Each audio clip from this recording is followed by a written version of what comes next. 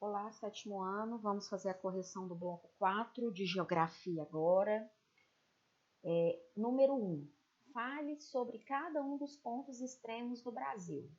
Então, o primeiro ponto extremo é o Monte Caburaí, que é uma formação rochosa, né? E nela está a nascente do rio Ailã. Onde que ela se localiza? No extremo norte do país, no estado de Roraima, tá? Ponta dos Seixas é uma praia. Ela está no ponto extremo leste, no estado da Paraíba. Serra da Contamana é uma formação rochosa também, e é a nascente do rio Moa, tá? O ponto extremo é no oeste, no Acre, tá ok? Ops, deixa eu tirar essa palavrinha daqui, que ela não existe aqui não.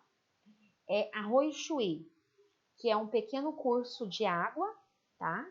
Está localizado no extremo sul do nosso país, no estado do Rio Grande do Sul.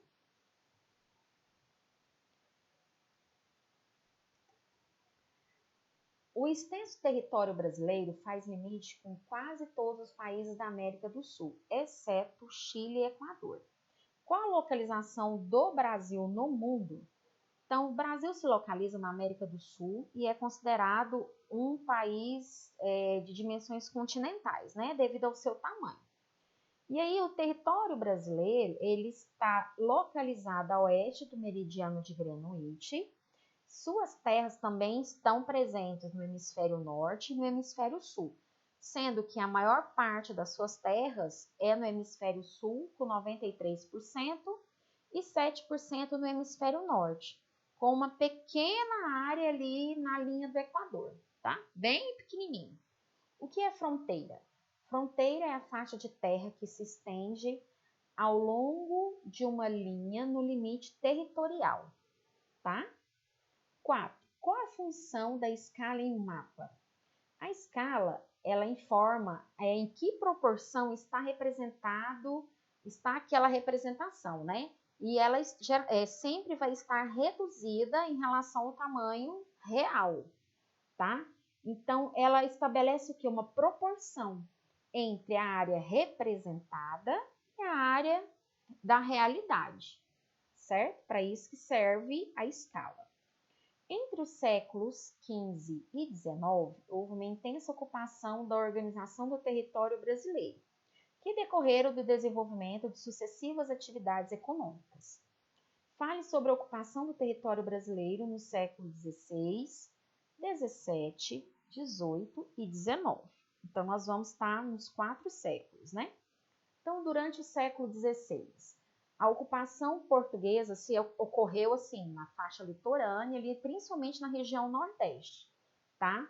Havia uma grande exploração de pau-brasil, houve também a implementação dos engenhos, juntamente com o engenho, a produção de açúcar, e também foi nesse século que apareceu as primeiras vilas e cidades, São Vicente, Olinda e Salvador.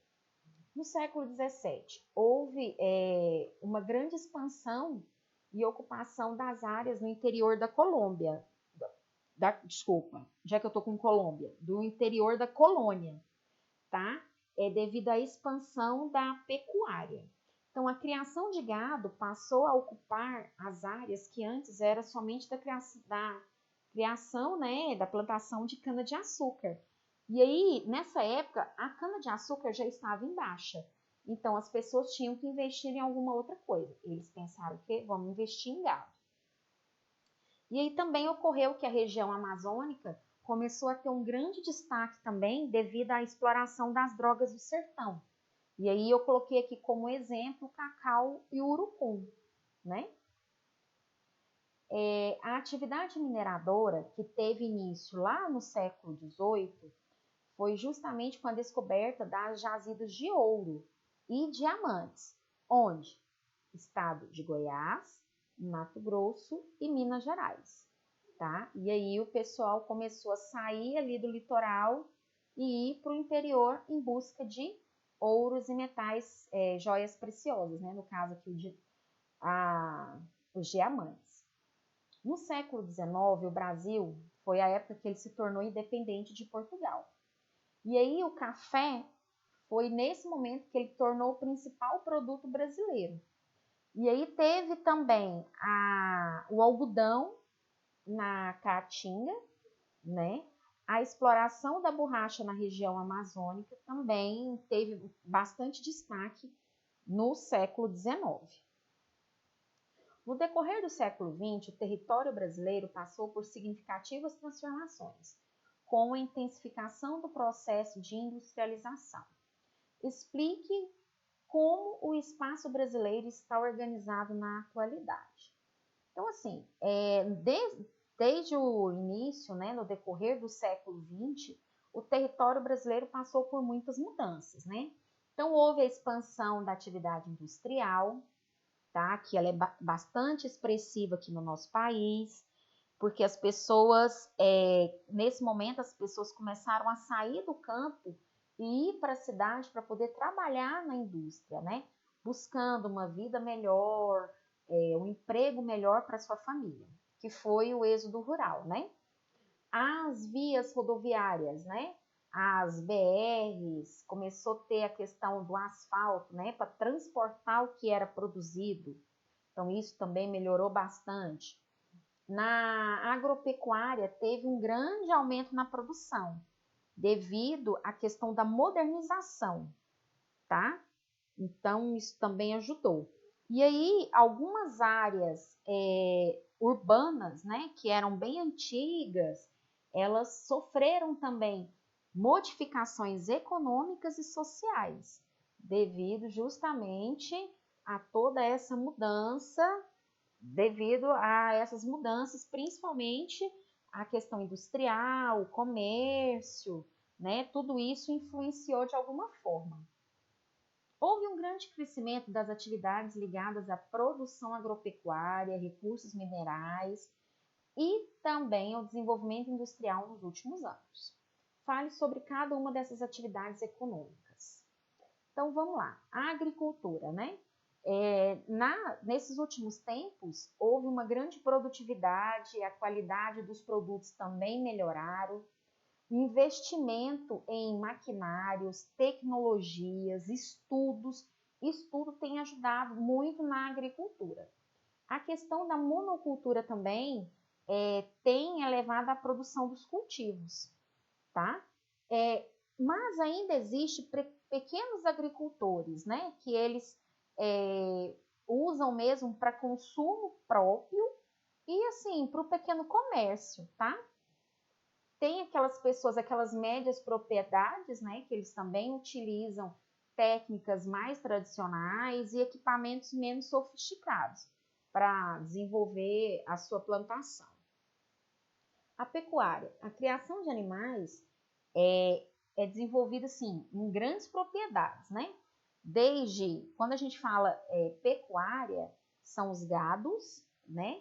Boi, vaca, os porcos e as aves, tá? São os principais. Mas nós temos no Amapá, na ilha do Marajó, os búfalos. Também é uma cultura praticada aqui também no nosso país. E os caprinos no Nordeste, tá? E aí, a criação de gado hoje, nós temos duas formas. Primeiro, a maneira extensiva, que é o gado solto nas pastagens, ele se alimenta mesmo de capim, ou então a ração colocada nos coxos, né, no meio das pastagens, e de forma intensiva, que são geralmente assim, as grandes fazendas, muitas fazendas têm essa forma intensiva, que são os confinamentos, né? Em um ambiente controlado, com ração controlada, e isso tudo com o objetivo de melhorar a produtividade e a qualidade desse animal, tá? No caso, a qualidade como? Para abate, melhorar a carne, tá? E aí tem um detalhe também, muitos animais, eles são a questão da forma da melhora genética, né? Tem isso aí também que ajuda. E isso ocorre quando é a forma intensiva, em confinamento. O extrativismo. Devido à grande extensão territorial do Brasil e à grande riqueza natural, né, então o país possibilitou o desenvolvimento do extrativismo. O que é isso? A atividade que se retira os recursos minerais, vegetais e animais diretamente da natureza. Então, o extrativismo ele também pode ser praticado de duas maneiras. A primeira, com a forma bem tradicional, com instrumentos simples, técnicas bem rudimentares mesmo. E essa prática ela não traz lucro, né? Porque por ser simples, a produtividade é bem reduzida. E eles também respeitam o meio ambiente, né? Então, os impactos ambientais são menos agressivos, é feito em uma época, de uma maneira responsável, na época correta, respeitando a reprodução natural das espécies, tá? Então, é tudo bem pensado, certo? E aí, a mineração é um outro tipo de extrativismo que é bem praticado no Brasil, principalmente em Minas, no Pará e no Mato Grosso, tá? Onde, por exemplo, a mineração, né? Joga-se a dinamite ali no morro, o morro é transformado em paredões ou pedreiras, tá? E aí, nesse caso aqui, usa-se, assim, técnicas bem modernas, tá? Para estar fazendo isso. Principalmente quando for a extração de ferro e de petróleo. Usa-se, assim, aparelhos sofisticados e alto investimentos, tá certo? Produção industrial. A produção industrial, ela se destaca nos ramos metalúrgicos, siderúrgico, petroquímico, de papel e celulose, bebida, alimentos, confecção e calçados. Então, há o uso de grande uso de tecnologias, de maquinários, né? E é bem comum na atividade industrial. Nós temos também, deixa eu separar aqui para ficar mais fácil para vocês, o comércio e a prestação de serviços, tá? Que é considerado o setor terciário, mas é de grande importância para a economia brasileira. E essas duas atividades são as que mais geram emprego para a população economicamente ativa, tá? É o comércio e a prestação de serviços. As vias de transporte brasileiras são constituídas por rodovias, ferrovias, rotas aéreas. Em relação às vias de transporte, as rodovias em nosso país são predominantes